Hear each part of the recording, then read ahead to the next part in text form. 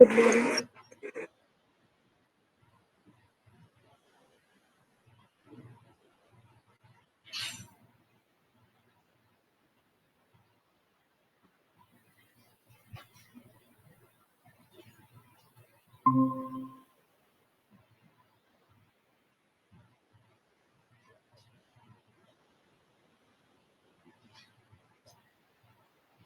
Okay.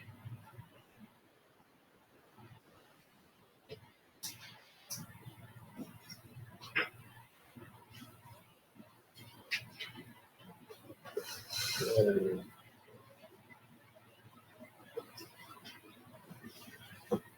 yeah. So yes. Yeah. So we started CA, right? Configuration interaction methods. Let me just recap it. What we do here is write your exact wave function.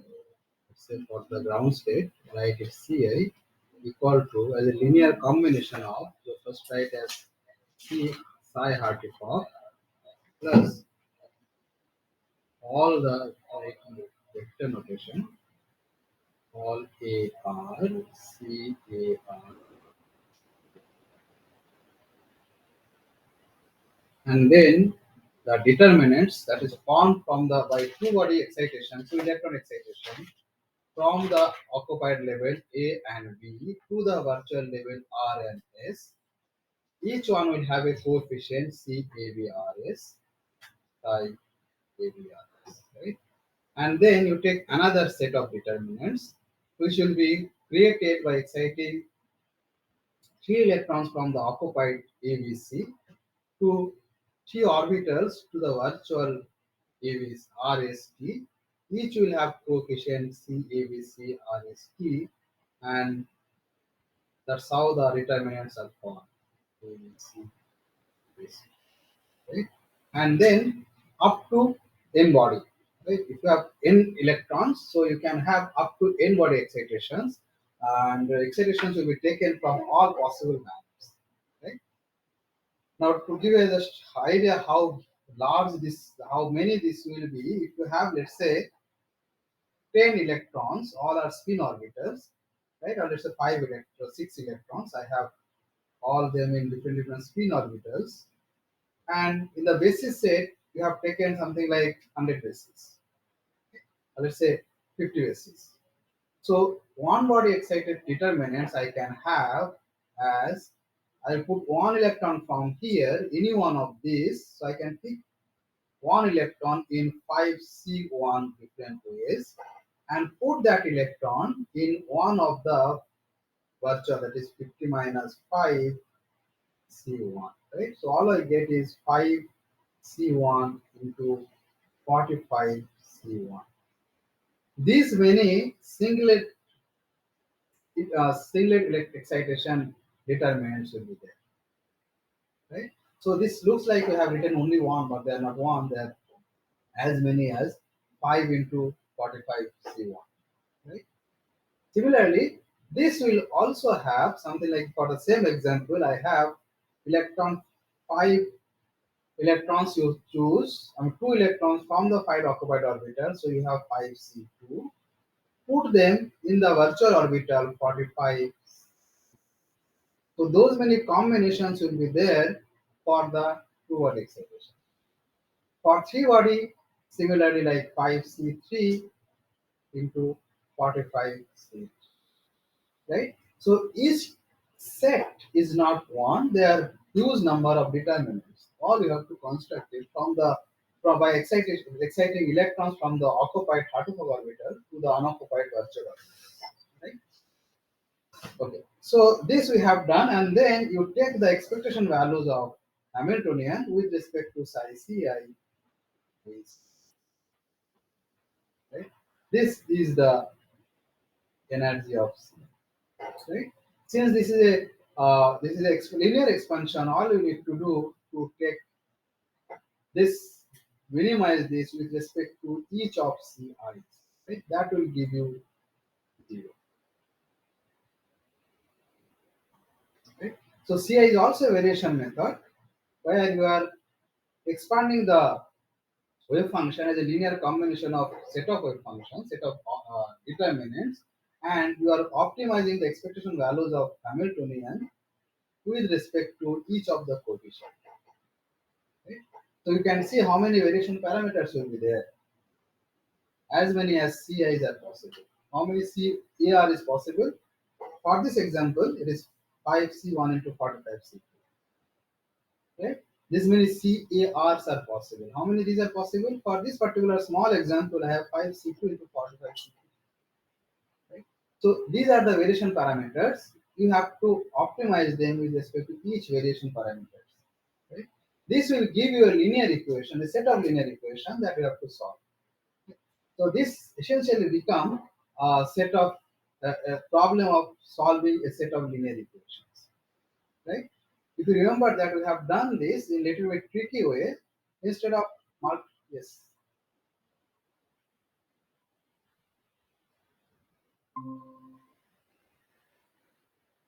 we have done this in little bit of tricky way. Instead of pre-multiplying Ci, we use this condition as psi Hartree-Fock overlap between psi Hartree-Fock and any of the excited state and psi Ci. This is equal to no, right? This conditions we call it as intermediate normalization.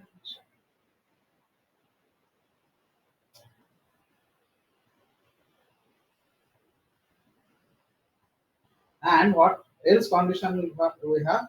By construction, this orbitals, for example, psi Hartree-Fock, this determinant is orthogonal to any of the excited determinant.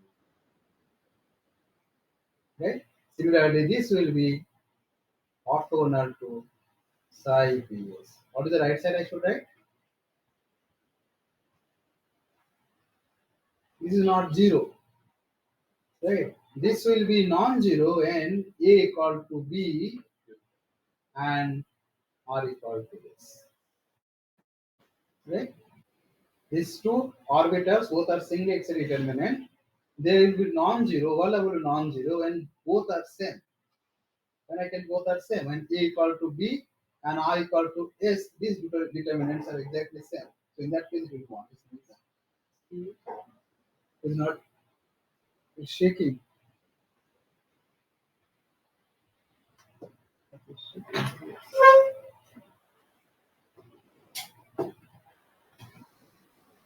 I think now start.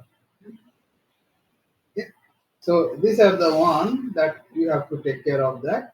Similarly, two electrons, but this will be zero. This is ST. This will be zero. Right? So each determinant is orthogonal to each other.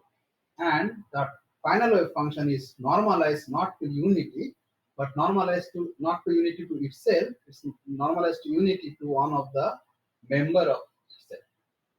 This is what we call as intermediate normalization. And then what we have done in the last class, we have written this expansion is psi, the Schrodinger equation for electronic Hamiltonian equal to ECI, right? And then you expanded this, we got psi Hartree-Fock AR TAR psi AR and all sort of A greater than B, R greater than S. I have this is like C A B R S psi A B R S and all higher order excitation. Right, I have just expanded written Ci in its own form. I get ECI multiplied by the same function.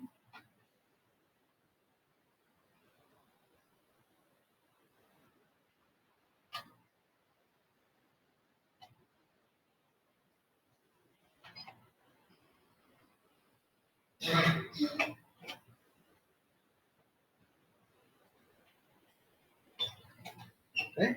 So this is the Schrodinger equation for Ci in the expanded form, and then what if you remember what we did?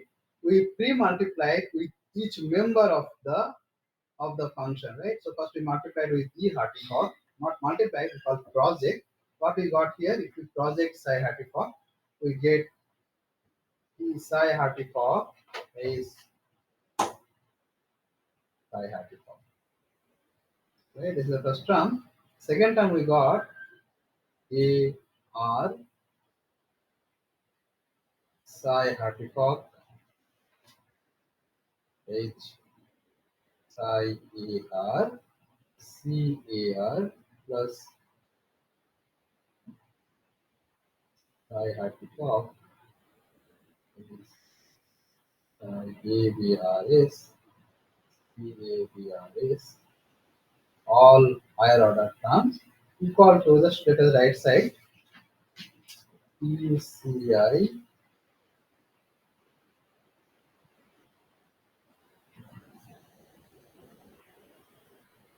I get psi Hartree-Fock.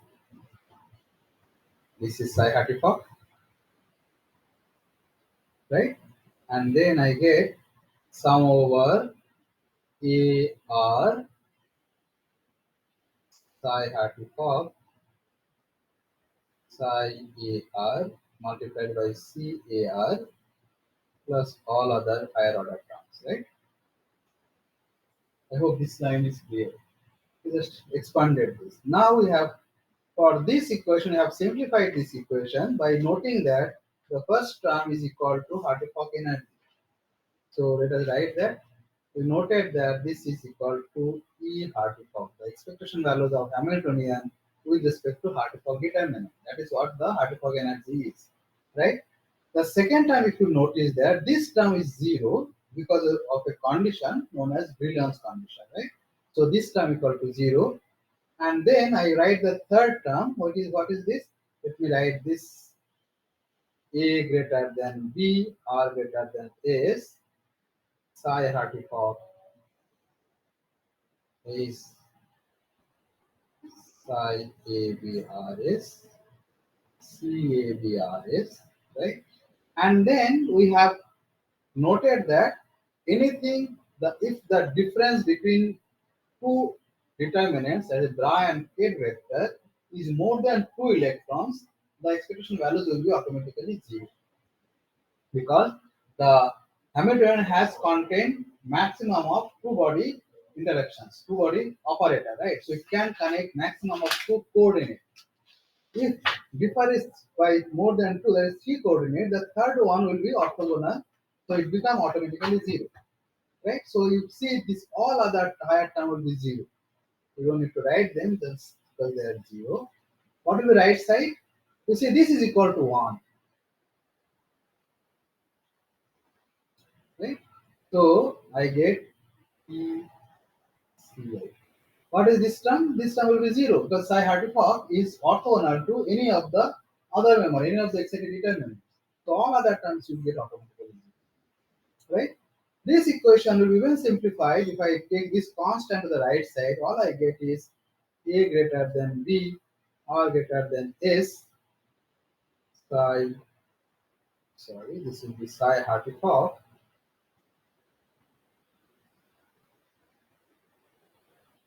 Hamiltonian psi AB RS CAB RS. Right side I get E of Ci minus E Hartree-Fock. And if you remember that by definition, this term by definition is a correlation energy. That's how they define the correlation energy as defined by Lagrange. So this is equal to E correlation. Right? So to calculate E correlation, you see all we need is just the expectation values of Hartree-Fock and two body excited or doubly excited determinants. We don't need anything, right? It's not a correct statement. We need all, but in the expression, we don't have anything beyond doubly excited, right? The problem is this guy. How to get that? There is a coefficient of the doubly excited determinant, right? For the expression, we don't need more. We need only double excited determinant. But the CAVR is the coefficient we have to find out. Okay? This is not difficult to understand why we get such a simplified equation for the correlation energy.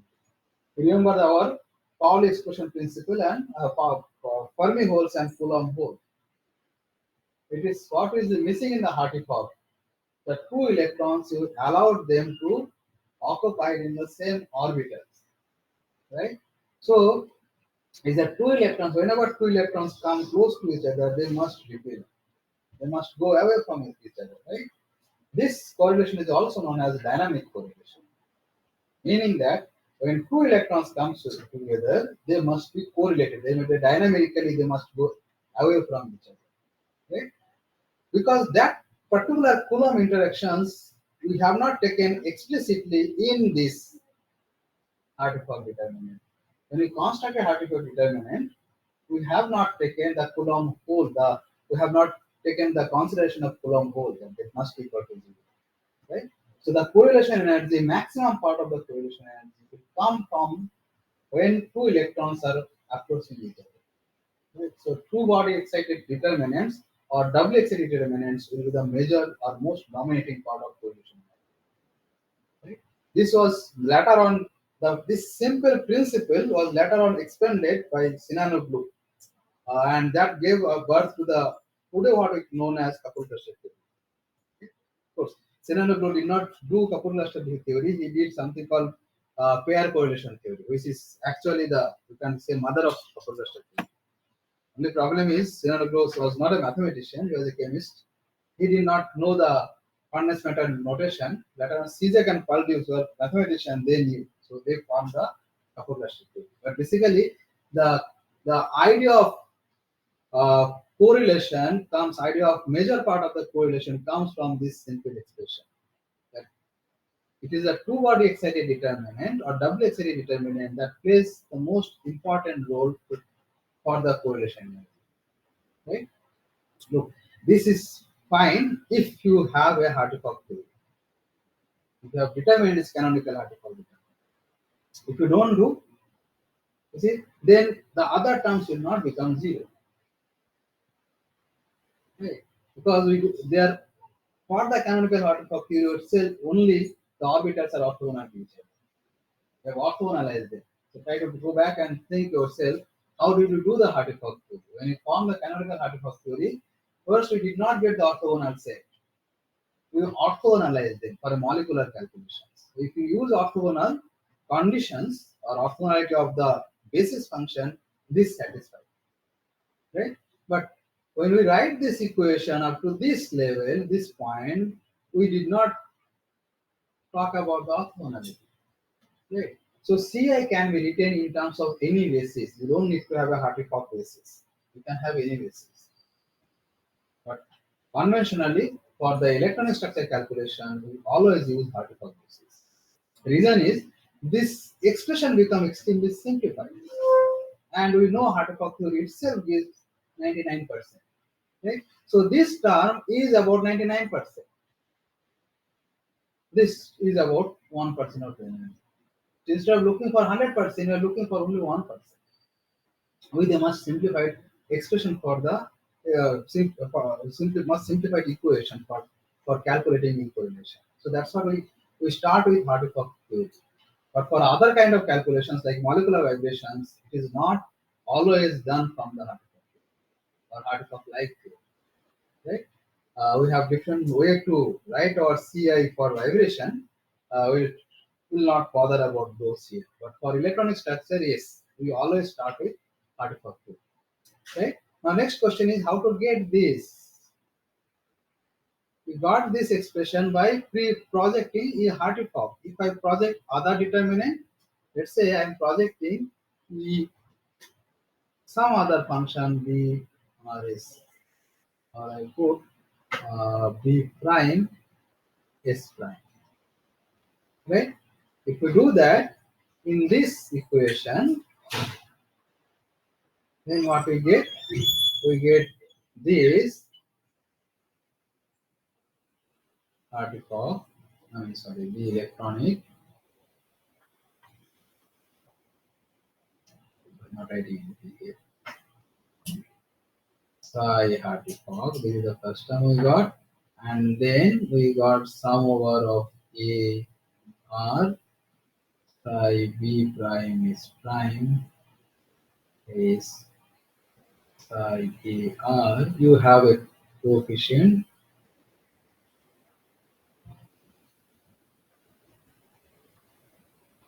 A greater than B, R greater than S. You have psi B prime is prime is psi A B R is CABRS, and of course you have to write at least here the third term, which will be A greater than B, R greater than S, psi B prime is prime is psi C A B C R is P.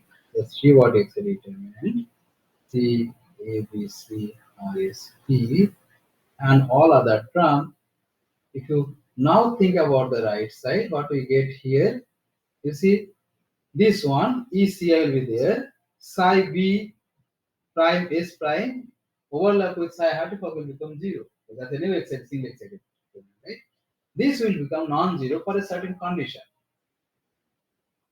right? So what we got here, and this all other more than one body will become automatically 0, because single excited determinant and W excited determinant they are orthogonal, right?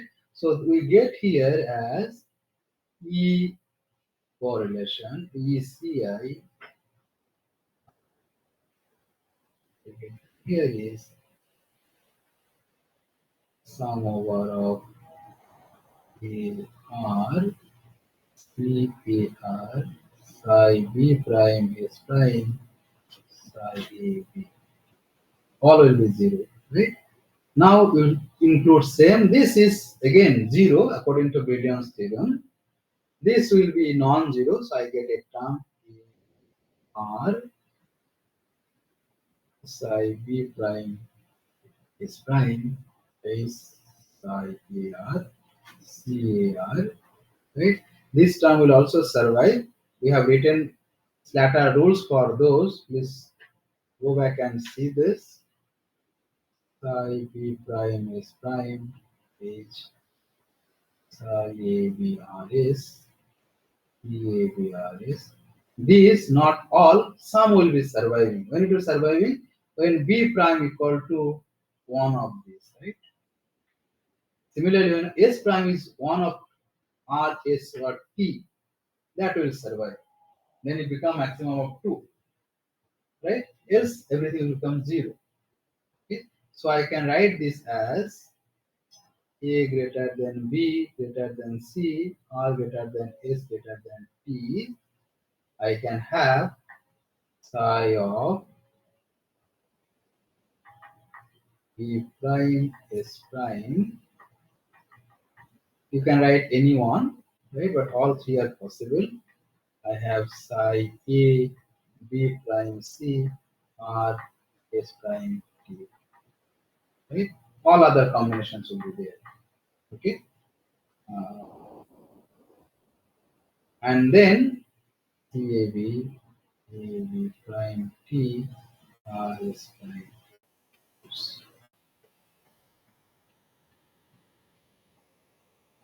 Right side I will have E of correlate CI. Or how many terms will survive? This will survive only if R equal to B prime equal to A and S prime equal to R. Right? So only one term will survive. Right? So you see these are all unknown, which has to be evaluated. Okay. Similar thing, if you now you have to project with two body excited determinant, you get another set of equations. Then three body determinant, you get another set of equations. Right? Ultimately, you have to project n body excited determinants to get n number of equations. Right? So if you write all those things in a compact manner, now let us write this. In the first equation, what I have In the first equation, I will go for this one.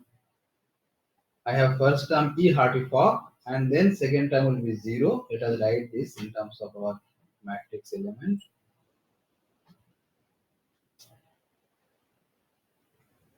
Right? What we are going to do here, let us write a matrix. I will use a different notation. So this will be first is psi hearty fog, and then I have psi of AR, right? I have psi AB RS, psi ABC RSP, and all. In row first column, let me write the same thing as psi hearty fog, psi AR, psi AB RS.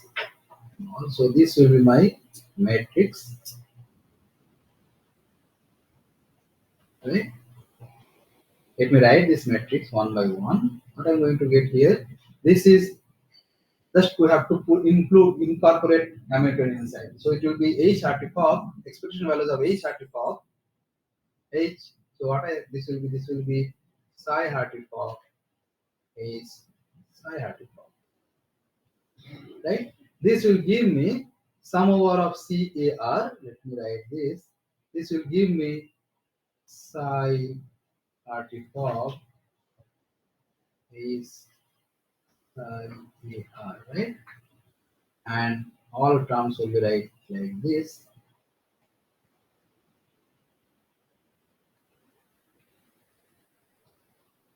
right? Column wise, it will be exactly same. Now this case will be psi AR H psi RT4.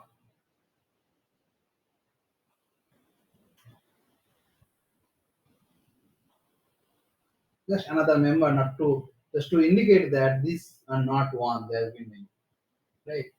A and B, A can be equal to B. It may not equal to B. What I mean that we have constructed similarity determinant by exciting one electron from the HOMO to LUMO.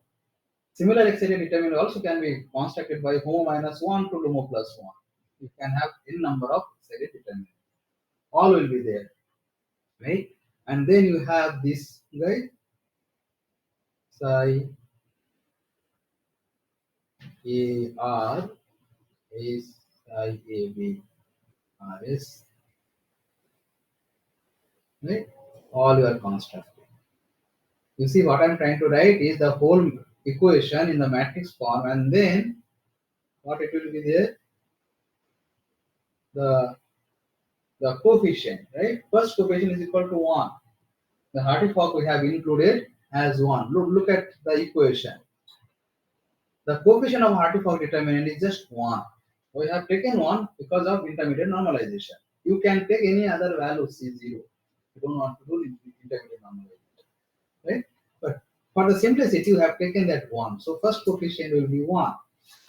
Second coefficient will be C of AR. And third one will be CABRS, and so on, equal to E correlation E, let us write E, E, not correlation, ECI, the function back 1 CAR CABRS, and so on. Right? Now this equation, let us write simplified manner. What is this? The first term here is artifact energy. This is 0. This only survive rest will be 0. Right? Similarly, for this will be 0 according to brilliance condition. This will be surviving. This will be surviving. Next, some terms will be surviving. Rest will be 0. Right? And so on. So let us write it in simplified manner. So I have here 0. Here, no, not first one is not 0. First one is artifact. So I have E artifact. I have 0. This term will survive, so let us write that as it is. Psi artifact is psi ABRS. and then everything else is zero as we have understood, right?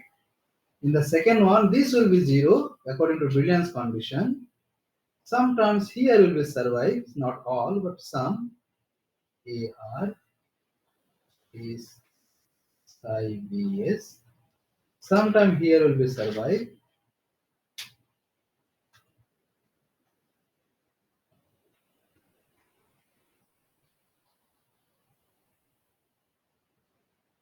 No matter.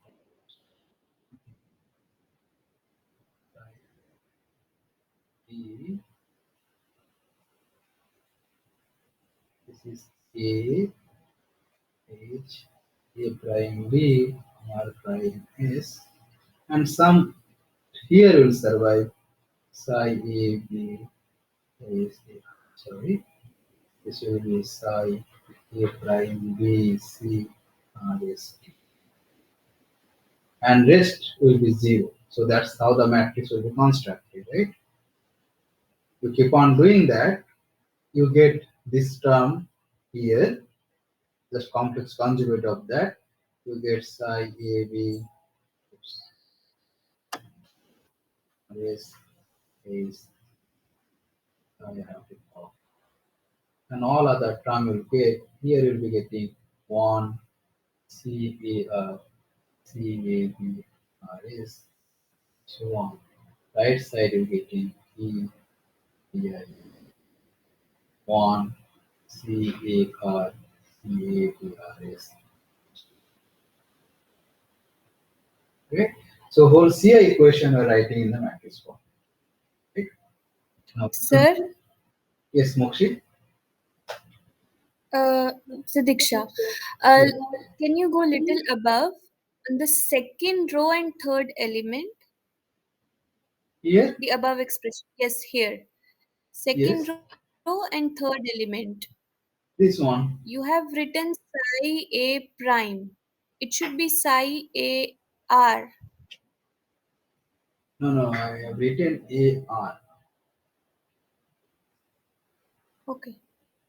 It's not A prime. This is psi A R is psi A prime R prime Hmm. B S. Yes.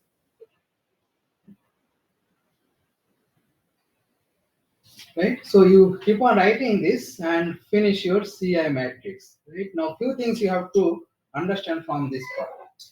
You see, most of the elements in each row and columns are zero. Right? Although it's a huge matrix, but most of the elements are zero. Right? Second, they are zero for different reasons. So this part, this, this, and this are zero because of Brilliant's conditions. Higher terms are zero because the electronic Hamiltonian has only two body part at the most. They make automatically zero. So this kind of matrix where most of the elements are zero are called sparse matrix. The when you construct this matrix, store it, and do the manipulation, you don't need to compute all the elements. You don't need to compute you have to compute only the non-zero element, not the zero elements. Right? You see, in technically, when you write a program or do the calculations with CI, you have to construct this whole matrix. Right? Why have to construct this whole matrix? Although I need for the ground state only this term I need, but I need to construct this matrix because this guy depends on this. I can't just calculate CABRS unless I know what is psi AR, what is psi ABC or CABC RST. Although the equation looks very simple, but it's not that simple because this guy, which is needed to compute coefficient energy, depends on all other coefficients. Right? So you have to construct this matrix to diagonalize. If you diagonalize this matrix or solve a linear equation, then you get CI, CABRS in terms of CAR, CAB. So I mean, this is a painful exercise, but we have to do. There's no other way. And as I said, that many of the elements are zero because of the nice property of electronic Hamilton. Although they are zero, but this still they are huge. Another problem is, if you look at this element, this is not only one number, these are blocks of numbers. Right? It depends on A, B, R, S, and how many A, B will have. If I have 10 electrons or n number of capital N number of electrons, and then AB will have NC2. It also depends on RS. How many RS will have? Number of bases minus number of occupied, that many. So if I take 2k bases, it will be 2k minus NC2. So those many terms will be here. Those many terms, there are many terms here, right? So although I have written this in simplified way, but you remember that this matrix is not, these numbers are not element of a matrix, they're a block of a matrix, right? So this is huge. How many we have? We have this dimension will be, if I take 2k number of bases, n number of electron, this will be 2k Cn, those many n electron determinants, right? Those many determinants will be there. And how to get this term? This will be like 2k minus nc1 into nc1 plus 2k minus nc2 into nc2 and so on. Is not visible? Going out of that. Right? So those many, so you can understand the dimension of those. This whole matrix, which looks very simple, is huge. The whole matrix dimension that we are going to solve is huge. Right? Even one block itself is huge. Right? If you have 100 bases and 10 electrons, you will have 10C2 multiplied by 100C2. You can compute how big that number will be. Right? So this is not possible to do, except a small basis, small electronic system. You cannot do CI. You cannot do complete CI. Right? But in principle, this is exact. If you construct this matrix, I have n by n matrix. If I do the linear equation solution, I get n by n vectors. So I get n excited, I mean n states. Each state will be the electronic state. I get ground state, excited first excited state, second excited state, all sort of states I am going to get in single shot. But and this is exact. Within the basis set, this is exact. I have done exact solution. But problem is this is not doable. It is not practical to do CI for anything more than like 5 or 10 electrons. Right? You don't see any calculation. There are earlier calculations which have something like 4 or 5 electronic system with a very small basis. You can do. Still we do sometime to when you develop a theory, sometime to we want to understand how good that theory is. Theory means approximation. Right? We calculate our result with that approximate theory and compare it CI. Right? With a small system, and if they are close, we are happy. This new theory is good. Now, can we do something with this? You see, this came immediately after CA, after Hartree-Fock theory, and this is a natural extension of Hartree-Fock theory. There is no new theory behind it. You have a set of orbitals, construct your vector space by exciting, by getting determinants from excitation of electrons from the occupied to virtual level, write a matrix, diagonalize. That's simple, right? But as I said, this is not practical. It's impossible to do. Right? So next question is, can we have a practical use of this? Yes, we do have. Initially, that's how the CI was work. I mean, people used to work on CI, and still we use CI. Right? Not the full CI, but some limited version, some approximation. What is approximation? Again, approximation comes from very basic principle. What we found here is that two-body excited determinants in the most contributing terms. If we take our determinant only with up to two-body, meaning that the equation that we have written at the beginning, what do I write the equation? Psi Ci, I will not take full Ci, write psi BCi, D for doubly excited, doubles, equal to same expression I am writing psi of particle plus only take single determinant, double determinant, A greater than B or greater than S, and you have C, A, B, or S. That's all your wave function is, right? Now construct your Hamiltonian with this wave function. It will be much more simpler. What is the wave function here? I'll just say psi Hartree-Fock, psi Hartree-Fock. First term will be E Hartree-Fock energy. Second term will be this. Second term is already zero, right? It's not there. Second term will be psi Hartree-Fock is psi ABRS, and then this term will be psi ABRS is psi Hartree-Fock, and then psi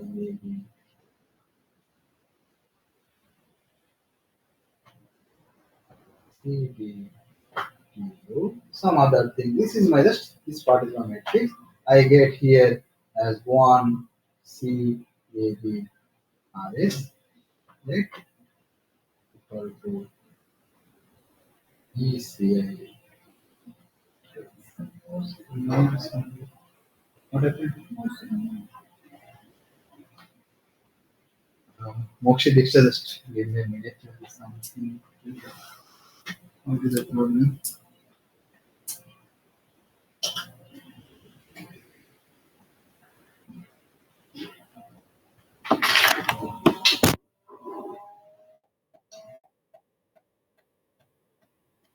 Right? So we get here is 1 C A B R S. Right? Note that this is not 2 by 2 matrix again, because psi ABRS is not 1. Right? This is a block. This part is a block.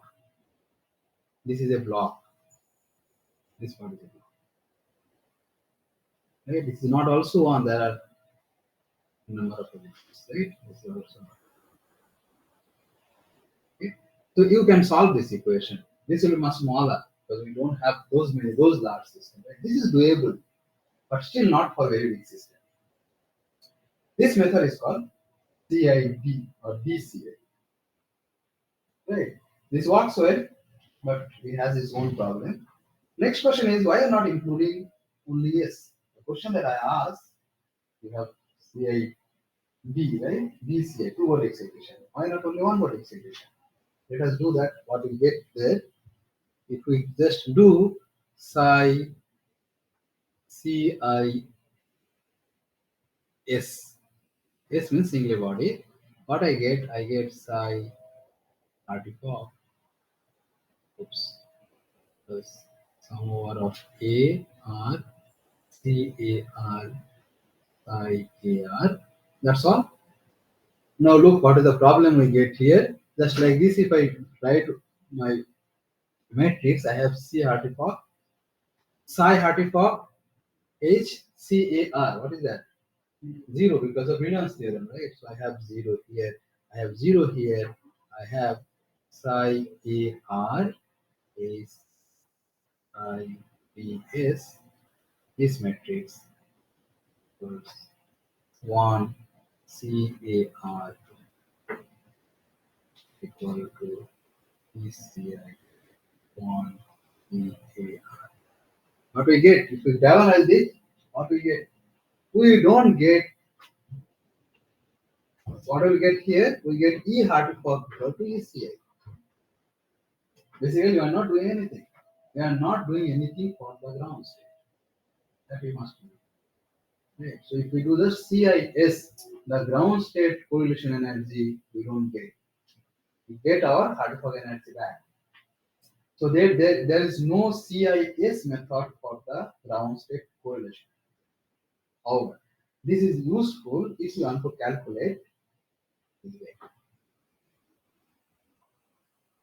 If you diagonalize this, you get a set of eigenvectors and eigenvalues. Those eigenvalues will be the excited state energy. Subtract that particle energy from those excited state, those eigenvalues, you get excitation energies. So CIS is used, still today we use it for calculating the electronic excited state. Not very accurate calculation, but it gives an answer, gives some numbers that can be explained, right? So that's what is CIS.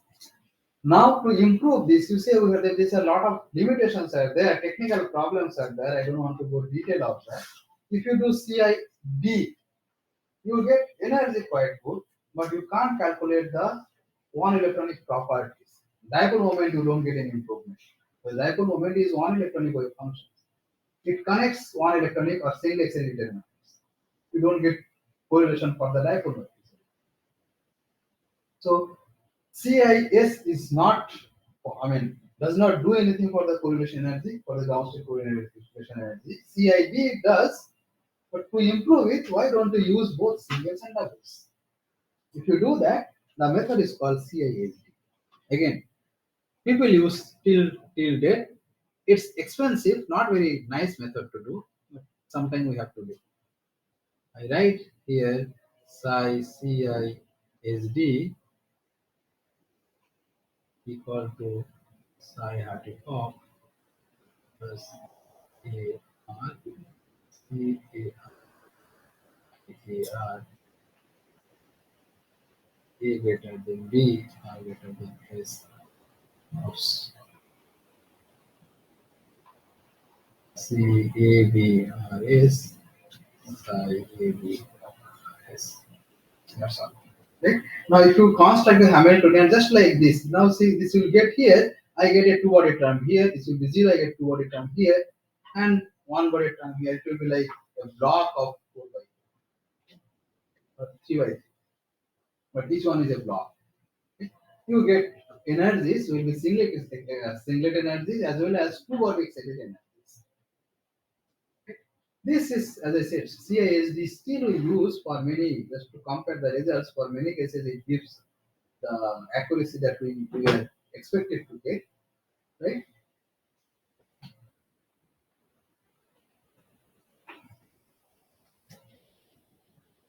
Right? But CI is still not very popular. Unnecessary gives the calculations are expensive, and we will see this will have some other issues. Some other technical problem for that. The other methods has been developed. If this gives, if you want to calculate only the energy at the equilibrium, electronic structure energy is done. It gives quite good results, and it was there like something like 50s or 60s. The development programs also done. Now that's the problem. Now, can we more simply talk about more about this? You see, when you have how to calculate this by using the Slater rules. We have the rules. In last class, I have written the rules, and there are much more things we can do. We can use our spin condition. Singlet spin does not coupled with the triplet spin. So if ground state is if psi AR is singlet, meaning that if I have an electron some orbital something like this, is it visible then? Yeah. So if I have, let's say, something like this, if I put take this electron with beta spin, put it here, it must be beta spin. Else this will not, I mean, whatever spin property of this determinant will same as spin property of this determinant would be there.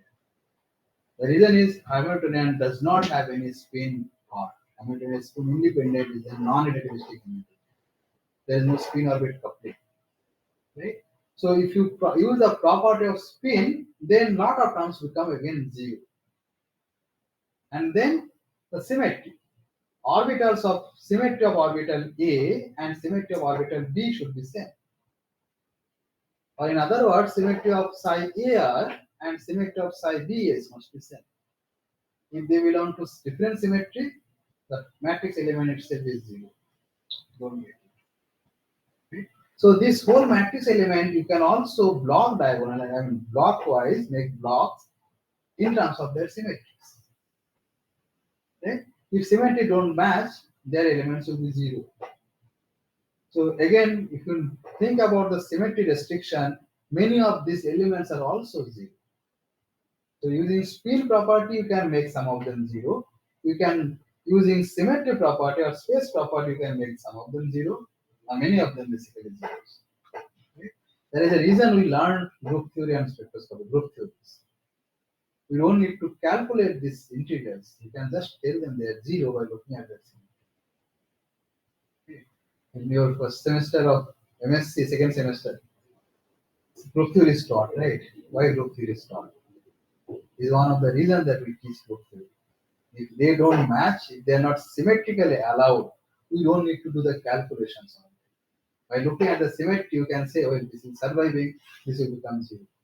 By looking at the symmetry, you can say that one, which mode will be IR active, which will be inactive. By looking at the symmetry, we also can say electronic transitions is possible or not. They belong to different symmetry. No, total matrix element has to be totally symmetric, A1. Right? So symmetry does not give you any new physics. It does not give any explanation, but it can reduce our computational burden and all. We don't need to compute them. Just say looking at the integrals, looking at the terms, we can take their zero. How much the value will be, that symmetry cannot tell. But it can definitely tell whether it is zero or not. And that's a huge task to solve. Right? So that's all. That's all our CIS, CISD, and CID. Methods are available if you are interested. Run a small calculations on water molecule, very small calculation, particle of energy. No need to do the optimization. Do from single point calculation to calculate energy with CI, SD, CIP, and see how much energy is improved. A small calculation, you get the idea. Right? Small basis set of I mean, water, let's say 61 GBP or 11 GBP. Do a small calculation. When you run the calculations, any package that you are using, note the time, how much time they are taking. You will give an idea why you don't want to do this kind of calculations. If you want to go for the DFT, you get computation time will be increasing so much that you yourself will know you are done with it. Right? If you want to calculate something like naphthalene or anthracene, you will not even willing to do it. Just do small calculation just to get idea that whatever we are learning here makes some sense. That's not on the paper, but also practically they should not be done for a large system. For a small system, yes, they give good results. Right? I'll stop here. What time we started? Not even 1 hour. Right? 11:40 we started. No. So with this, we now will have look forward some problem of now what I said. This is good, right? This is good account of energy. You look at the Zabo. Chapter 4, you have some tables that will tell you how much energies and other properties are included. The calculations are there. You can yourself do the calculation, or you can look at the Zabos, some tables on chapter 4. They will tell you how good or how much accuracy this each method is improving over others. And what is the exact energy? What is CID and CISD gives? How much they are giving? If you note those tables or do your calculations, you will be getting satisfied that with CISD we got whatever we desirable to get, at least for the equilibrium geometry, for the ground state geometry. Right? So accuracy wise, calculations wise, this is good enough, right? But why the other methods are developed? Why DFT came in the picture, why MT2 came in the picture? There is some technical problem. This problem was first noticed by Loveday. He was doing CID calculation on sodium clusters or some clusters. What you found that what will happen if you increase the number of atoms in the cluster, the energy will also increase proportionally. What he was doing was calculating the correlation energy per atom by increasing the size of the crystals. And what we found that it becomes zero. And that's something that catastrophic results cannot be explained. Your energy should be a correlation energy should be increasing the number of atoms. But what we found is not after a certain time they don't increase. This was a huge problem to solve to look out. And why certain why so? Right? Loveday was the first person who introduced this along with many other people. This problem is called size consistency problem. I just introduced this two term.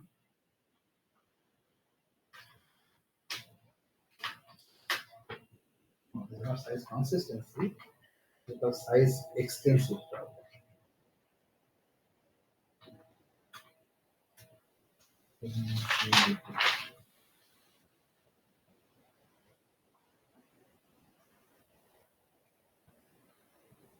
That is one problem that people encounter. Other problem is known as size consistency problem.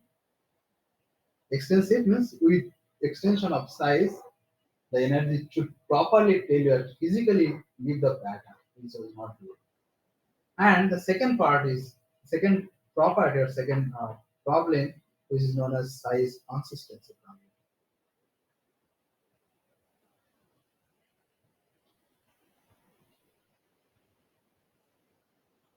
The truncated CI is good, but it failed to explain, introduce these two problems. Right? This is the E correlation must be proportional to the size and number of electrons present in this. This does not give some non-physical, unphysical number, which is meaningless. Second problem, size consistency. What it means? It means that let's say I have a combined system, A and B, and at the equilibrium, you do a CI calculation, DCI for A and B. Right? It can write in another way.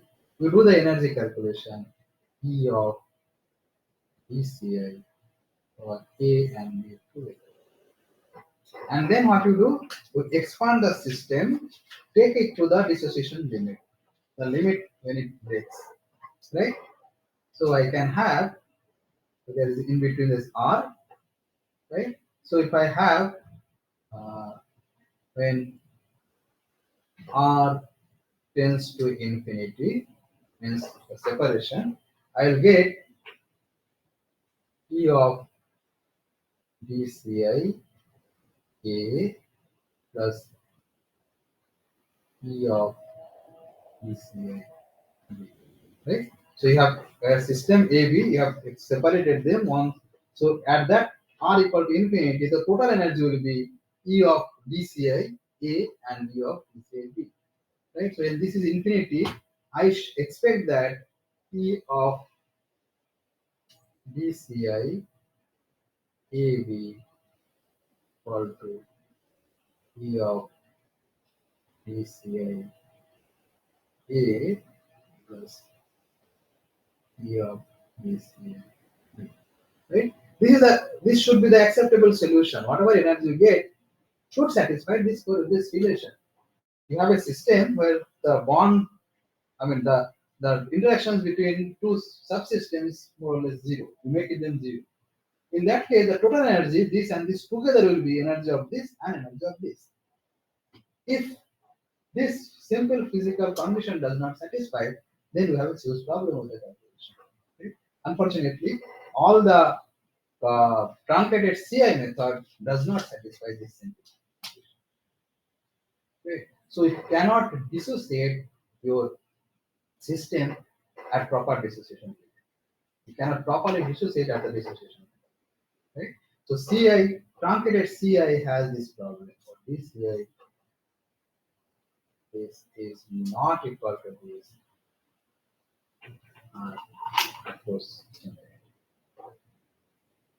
Right. So this theory is, if you want to have just an accuracy and equilibrium structure, you can use DCA. If you want to calculate the excitation energy at the equilibrium structure using Planck quantum density, you can use DCA. If you get the numbers, they are quite good, quite accurate. But remember that this cannot explain the dissociation. It is a major problem. Many chemical phenomena happen during the dissociation. Right?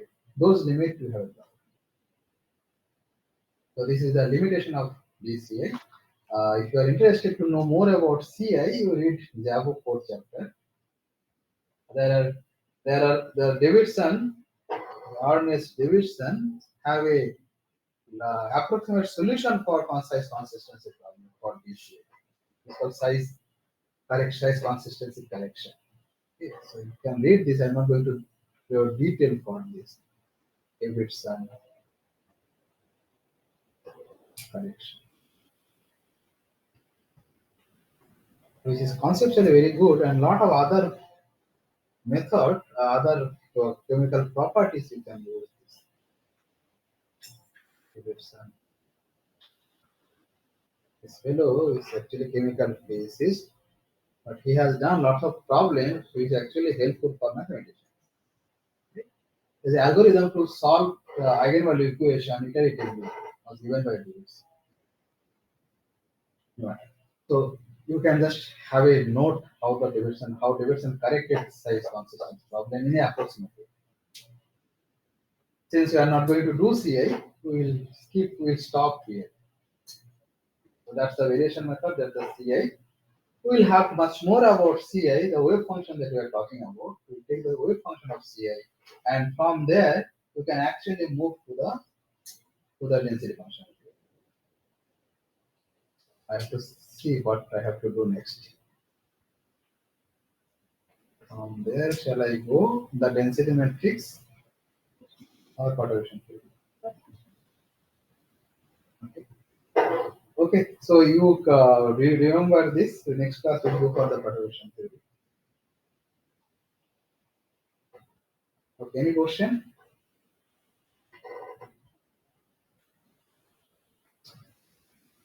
Moksha and Diksha, you're No, fine? sir. Okay. Yes, sir. So Yes. read this little bit and yeah, we'll start with perturbation. Okay.